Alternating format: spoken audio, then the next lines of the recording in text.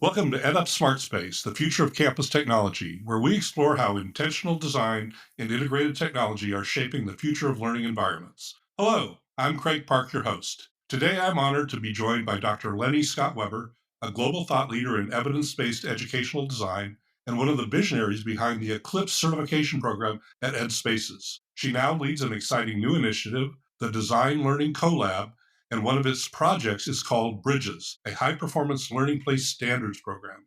Lennie, welcome to the show. Thank you so much for asking me to be here. I'm excited. I'm glad you could join us. Let's start with the why. What are the core challenges you're seeing in educational facilities design that led you to champion performance standards design? I'm a scholar and care very much about how design impacts human performance, in particular learning performance. We recognize that there is a tremendous amount of compelling evidence that says cognitive load is real, which means that if you can't see, hear, be comfortable, etc., learning actually shuts down. What we understand about our design standards for educational places is that they're as one of my colleagues would say, they're at the basement. So you can be the best educator on the planet, but if you're in this box we call the designed environment, and the performances around you, the audio, the visual, the ergonomic comfort of the affordances within the space, the indoor air quality, a sense of belonging and actually connection to nature with biophilic patterns, you can't A, learn, and B, you can't thrive. So it's imperative that we all start to look, and many others are as well. What this team is trying to do is encompass this work that we're doing in an envelope of universal and biophilic design practices and research so that it becomes that ubiquitous opportunity for any child to be able to learn. I would argue that the educator is also the learner in the room. If they can't do what they need to do, then it all backs up and fails the students, which is at the end of the day is what we're supposed to be there for. Absolutely. One of our early guests on the show, Kate Portnier, said the same thing as an educator. She realized that halfway through her career that she was really learning as much from the students as they were learning from her because of the generational differences that have come into the classroom.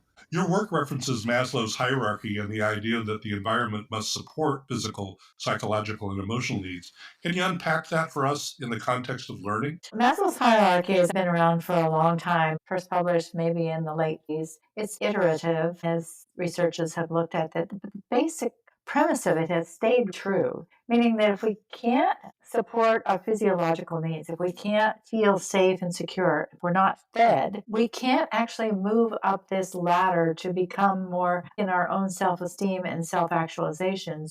For example, I always say, a hungry child can't learn.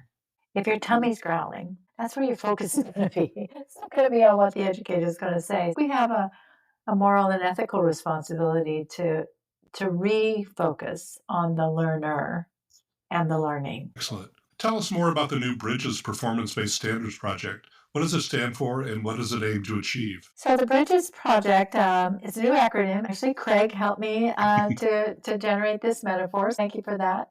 It started with looking at that facilitated learning place, that actual box, that envelope, that classroom that that educator and those students, 24 to 30, whatever that number happens to be, go to work to learn, to teach every day. Bridges is about looking at all of those performance needs as it relates to I have to see, I have to hear, I have to be comfortable ergonomically and with movement, I have to be comfortable with the thermal conditions and indoor air quality.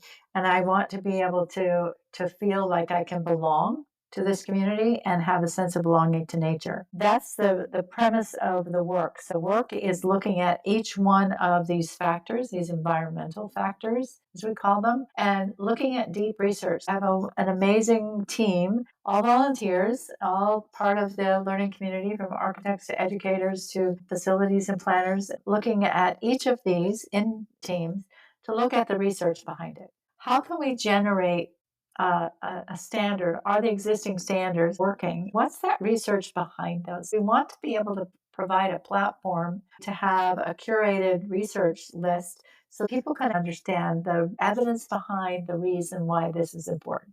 B.R.I.D.G.E.S acronym is biophilic. It's reflecting on the research that's there to be intentional. I is intentionality to bring that research to bear is in terms of design. G is to really be able to have a global impact, be able to be able to look at this. I don't mean global necessarily around the world, but global in that it is a holistic piece that Hmm. we're looking at, bringing again that evidence to bear and having that stewardship. Stewardship is not just about sustainability, stewardship is about creating a plan for what we care about. Hopefully, we care about the resources that go into these different facilities to support the educational pathway, the educational learners, and those learners, the students and the educator. When we think about sustainability, very often in the design process, the design team might be involved in developing or renovating a project, could take 5 years, could take 10 years, depending on the size of it. But often you'll have a superintendent that's maybe over only there in the first 3 years. So the next team has to own what was initially started. How do you create that stewardship? When I think of stewardship, I always think of the end in mind. Wherever anybody starts, in that day one, what does that look like? And then how can everyone in that it takes to put a new building or a remodel together be able to own that stewardship of that design, the planning, the opportunities, so that you think with that end in mind in terms of that stewardship. Planning goes all the way through to the end for day one. Excellent. What makes this initiative different from other design frameworks like the EDUCAUSE LSRS or LEED sustainability standards? It builds on a lot of things, and we're not going to be just about sustainability. We're not going to just be about one thing. We want to be able to add emphasis on these factors, bringing support for lead, support for will, support for the other pieces that are there, but give the end user, educational leadership community, and the designers that are working more of a composite of how these pieces work together. Number one, because very often there's all separate. You Hmm. have an audio and that's doing something over there. The work that we're looking at from research perspective is okay, we're in an environment where all of these factors are there. It's not just audio, it's not just visual, it's not just comfort. So what is the research that's leading us to say, here's the pieces of the puzzle, but now what are the research that says, here's how they work together? Because it's that togetherness, if you will, that we have Yeah. to amplify. That's the work that we're trying to achieve. Excellent. I want to say I'm proud to be a member of you. Yeah. The focus on including biophilic and universal design is especially compelling. How do you see these principles enhancing cognitive performance and the well-being in schools and campuses? If you take each one of these, there's a lot of grounded research. And early on in my academic career, I had opportunities with grantsmanship that took me to the Nordic countries. Universal design is not only an ethos, but an architectural mandate. You're talking of centuries old buildings that people have to be able to navigate. It really means from birth to death. You got to be able to navigate your environment. So it takes away the stigmatism of a lot of the language that's been used in that you need to be universal. That push button for that door that has a wheelchair sign on it is just as important for someone pushing a baby carriage as it is for someone who's actually in a wheelchair. Or someone might just be carrying a whole bunch of stuff in their hands. It's really about thinking about accessibility in a universal way. That to me is a grounded principle. In the 90s, where I was doing research, particularly in healthcare, it became a grounding principle for me. As a design, that's just what we should do. It's the best practice. For me, it's end of story. Like enough, we're done. This is then you say it's not about the aesthetics. If the aesthetics get in the way, then they are the ones that need to go. It gives you that core principle to be able to make those decisions about the why that's important. If it Hmm. doesn't meet that, then it can't be there. You can look at the biophilic now 15 patterns, each one grounded in heavy duty science. What we know is that educators and students, we spend 7,000 hours a year in a classroom. That's scary. I think we should be getting outside and using the outside as the learning place. Then we'd actually be in nature. To connect to nature and to be able to actually have those vistas, to have the patterns within the space to help us calm down when there's anxiety, test taking, bullying, all kinds of stuff happens in schools. It actually helps us to stay more calm and be able to move into a way that allows us to regenerate. And when we can regenerate, then we can refocus. Many years ago, educators would put paper along the bottom of the window so the students couldn't look out because that was distracting. What we know today is it's really important for those brain breaks. So that brain break for a student to actually look outside, to look at something in nature, to see that bird twittering, whatever it happens to be, allows that individual to have that brain break because focused energy takes a lot of energy. So we have to have those brain breaks. It's really critical in order to stay focused. So open those opportunities to look outside and give those brain breaks to our kiddos and to yourselves. It's important to actually be able to move from just being there to actually being able to thrive. It's been proven from the healthcare industry. My first career was in healthcare designs. When we think of patient centered design, part of that came from looking at, do people heal faster if they have access to nature? In a controlled study, one was nothing there, no pictures of nature in the room, no access to looking outside, nothing, sort of in the box, internal box. The second was actually having just pictures of nature within the room. And the third one was actually to have a window. And the person who had the view to the actual nature healed so much faster, was out of that hospital room in a heartbeat. Why wouldn't we do that? Why wouldn't we bring that research into the learning place and amplify that information? That's really what the biophilic patterns and tenets have allowed us to do, is to start to think through that more. That's fascinating.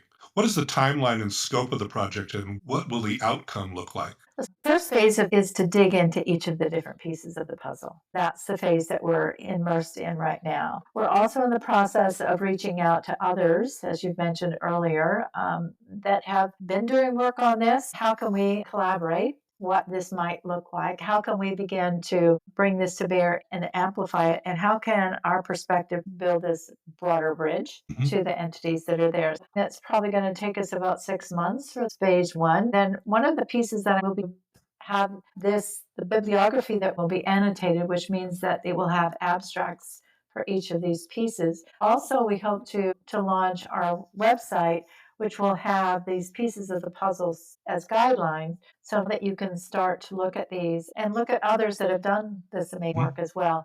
But see how the Bridges is trying to amplify the work in the performance, also recognizing universal biophilic sustainability and stewardship are critical factors to actually make it work.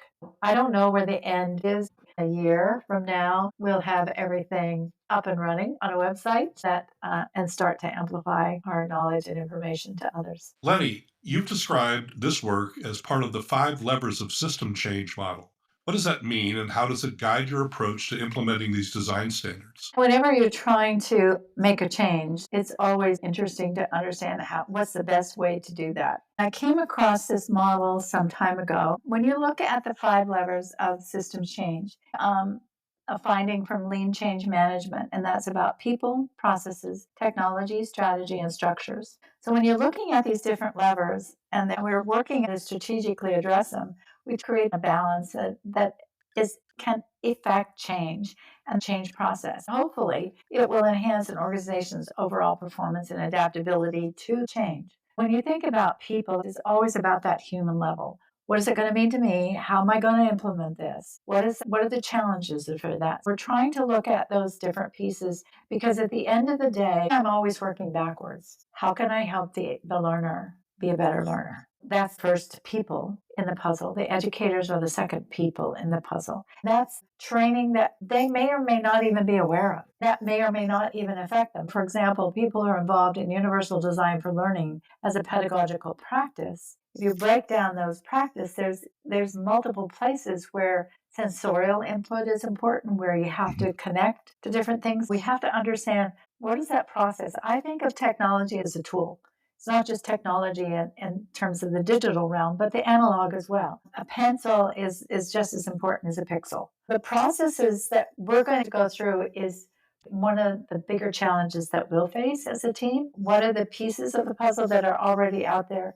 How can we connect with those? How can we collaborate with those entities? At the end of the day, hopefully make an even broader difference and maybe make a compelling case for change. If you can make it compelling, people might listen. If they listen, they might do something. So that technology, we look at doing implementation so you can assess what you're doing. Create smart metrics. Why would I do that? How is that affecting change? Learner outcomes and educator retention are two huge pieces of the puzzle. Both are affected by the environment because design matters. We don't realize the educational situation is impacting both of those through our design.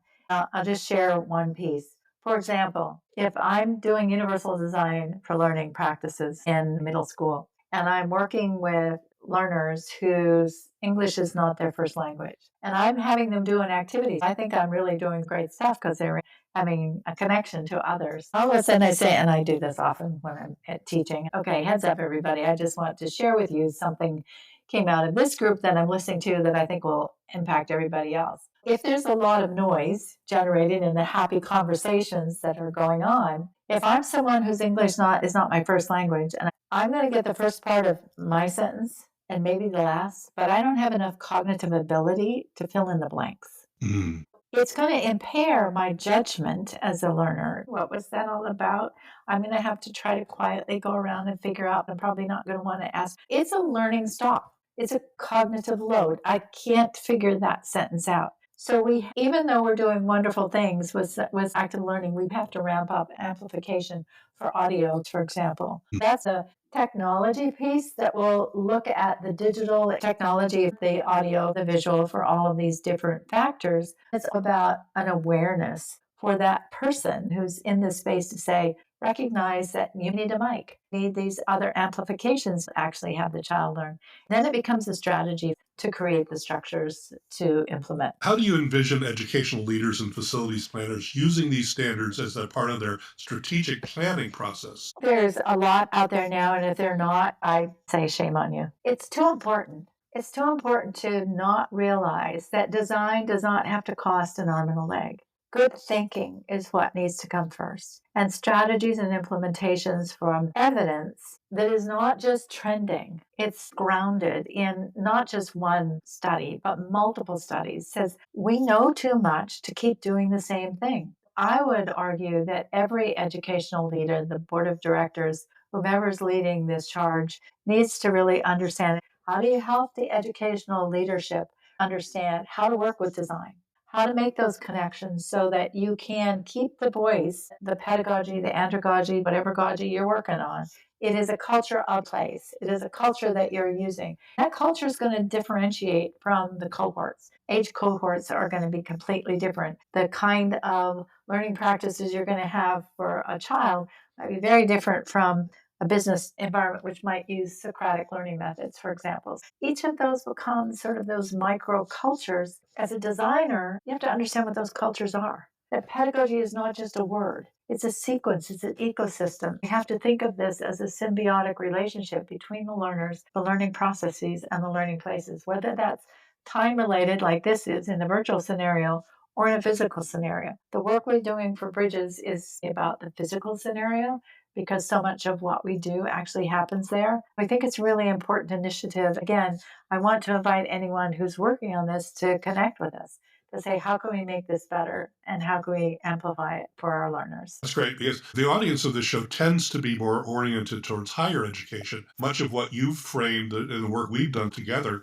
has been focused on building the best K 12 environments. But to your point, is that the pedagogical level is a sequence and we learn differently at each stage of our growth. Andragogy means learning. It's a Greek term. Pedi is just children. Andra is adult. Now they have a new one, pedagogy, which means the best of both of those worlds. Learning. It's not just about me broadcasting the information and you trying to get it in. In a lecture hall, for example, if I don't have a microphone, you're not going to hear me.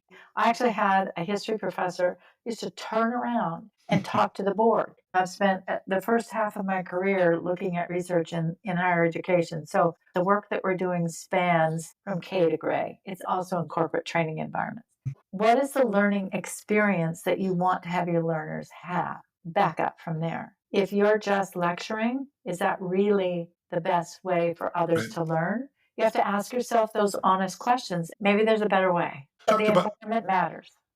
You talked about data earlier. What role does measurement play in validating the performance of spaces, and how will your standards account for it? Each one of our standards will have a measurement. Each one of our standards will have a tool that will help the schools or the universities measure those. It's going to measure several different things. One of the important factors to figure out grant measurements is not an easy task. That's another piece of the puzzle that we're going to look at what has been going on already and how are they gathering data now on these different factors. Learning outcomes is a huge piece of the puzzle, but so is educator retention. Again, when we talk about K-12 and higher ed, we have different languages. I'm a faculty member when I'm in higher education. I'm an educator or teacher. I tend to use the common term educator as opposed to teacher or faculty member because I think it spans what we do. If we care about learning, we have to refocus. It's not about learning now. It's about bums and seats. It's about the ROIs that don't necessarily make sense anymore. I'm very future focused. How do we help the students that are in school now connect with NASA to live on Mars in 2035? What do they need to know? How do we help them get there? Because we don't know what their future is going to be. But human beings are designed to learn. How do we keep that joy of learning? And the environment plays a huge role in that. Whether it's an outside environment, an inside environment, we are somewhere every day. I hope that that somewhere will be measured to support the thriving of these individuals, not just that they pass the test. That's another piece of work that will be a huge aspect of what we do. Your approach is grounded in collaboration that's reflected in the cross section of people that are part of the Bridges effort. Who are the key players involved in this initiative, and what kinds of expertise do they bring to the table? Great question, Craig. In everything I'm doing for the Design for Learning Collab, it's all about building the bridges between our domains of interest. So that's architects, designers, facilities, education leaderships and educators, and industry partners, because it takes this village to get the job done. We have to stop pushing people back when we all bring knowledge. No one person can own all of this knowledge, it's too big. I'm steeped in design thinking. I developed the Master's in Fine Arts for Design Thinking for Radford University when I was the chair of the program there, because I really do believe that it's not just about design thinking. The principle of design thinking is to bring diverse thinking together so that people have a voice. We have people in this team. We a cognitive neuroscientist who's also an architect. We have several architects. We have education leaders, and we have interior designers. We have facilities people. We have the gamut of village leaders. What's also important is that we have the opportunity that each of these domains be represented so that we can start to value what we all bring to the table. For example, I was one of the founding directors with Steelcase Learning, a higher education educator coming with the research. We generated important research, but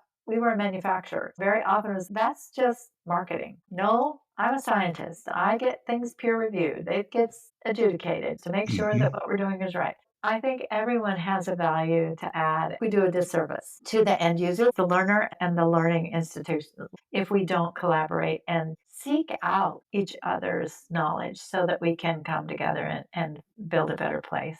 Design matters, and how we go about designing that is all about the people and the process and the purpose of what we do. How can designers, educators, and technologists like myself break down silos to more effectively contribute to systemic design change? And just like you did, you can join groups like what we're doing here with the Design for Learning Collaboratory and the initiatives and the bridges. You have to reach out. I think we tend to stay in our silos because it's comfortable. That's a human comfort zone. For example, I've tied my wagon, if you will, to Ed Market as a not-for-profit organization. Why? Because one of their differentiators from what they profess is they intentionally bring these different domains together. You have to seek out where the place is where I can learn and also I can have a voice because you bring something to the table. Your expertise is important. We've had you on the Eclipse program because of your expertise, Craig. I value that as an educator because I want my learners that are in the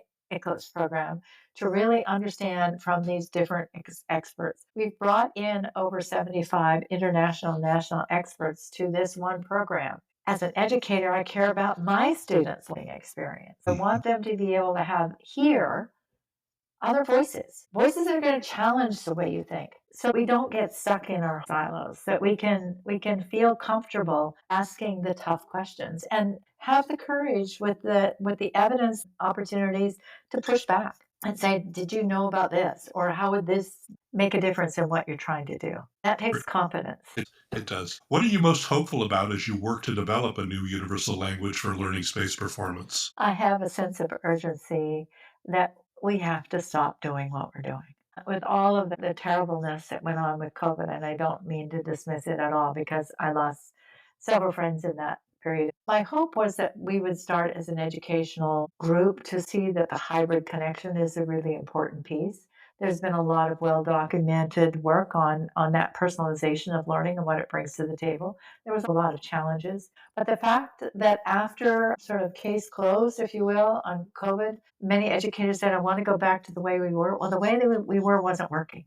So why do we want to go back to the way we were when there's lots of better ways? We need to look at the edges of things and how the edges can help us understand that in human factors engineering, no one size fits all. If you're going to be an architect and a designer leading the change for a new build, don't cookie cutter. Listen, really listen to the culture that you're trying to amplify with the work that you're going to do. Be that maestro to bring in the different instruments of knowledge to that shared space of conversation in the pre design and understand what that stewardship is going to look like from the get go.